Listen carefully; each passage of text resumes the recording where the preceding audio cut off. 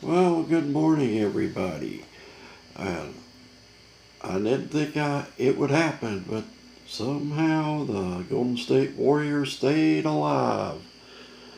And that was an adventure. I thought they blew it at the end, but then the Warriors regrouped and pulled it off. And I was so happy when I saw Keven Durant. I mean, what those fans did to that poor guy was inexcusable. I mean, who in their who with a heart would cheer a player getting injured? I mean, come on, guys, it's a basketball game. That's it. You're not fighting the Taliban. You're not fighting ISIS. You're you're just watching a basketball game.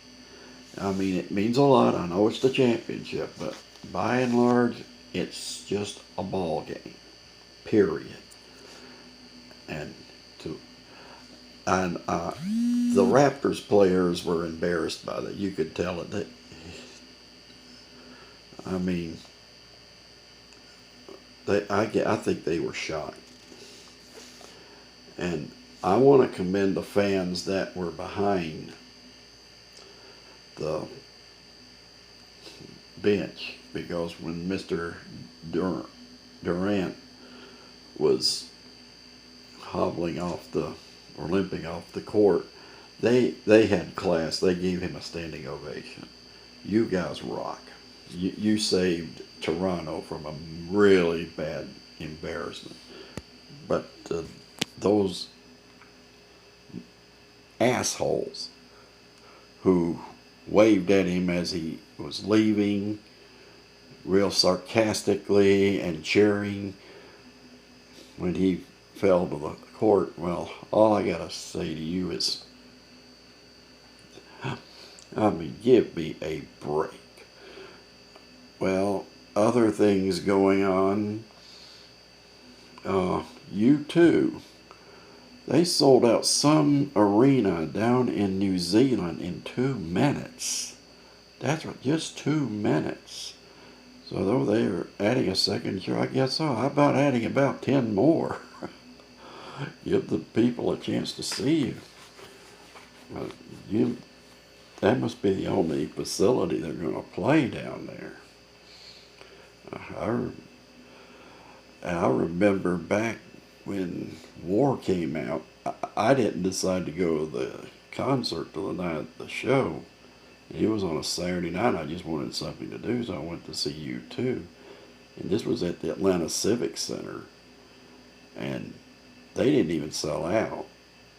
And I am so happy to this day I went to that concert because in time I saw a really classic rock group. I didn't know it then,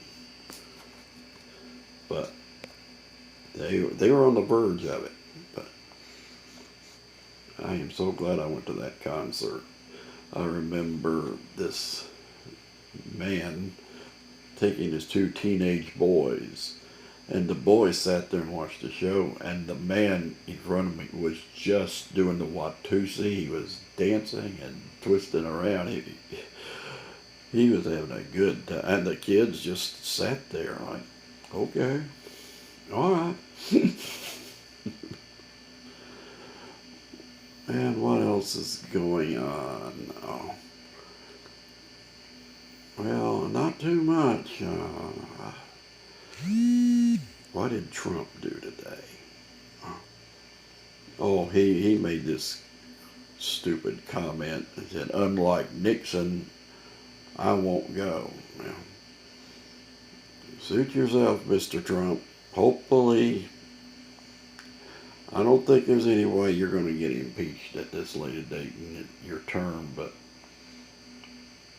I'll give you credit. You know the loopholes a lot better than Dick Nixon did. I will give you that. But if what happened in November is any indication to what 2020 is going to be, you might as well get ready to pack up and go. You know, you guys blew the Congress. You had Congress. You had 2 years of full reign of the government, and you still didn't get your wall built. I mean, and now you got Miss Pelosi as a big stumbling block. And speaking of Trump, Howard Stern was giving him fits this morning. He was comparing him to Kim Jong-un because he made comments that the press was the enemy of the people. No, Trump himself is the enemy of the people. What he's wanting to do is dictate what the press say about him. I mean, you didn't hear Dick Nixon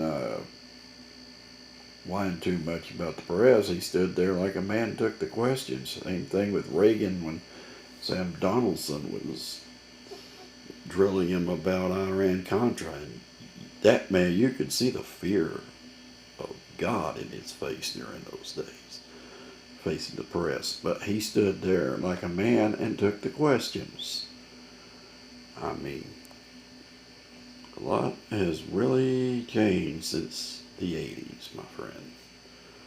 Well, that's about all I've got for you this time. Oh, yes, no. I'm going to save the Blues and the Bruins for later. I was about to get into that, but let's wait till the game's been played. All right, that's it. Peace out.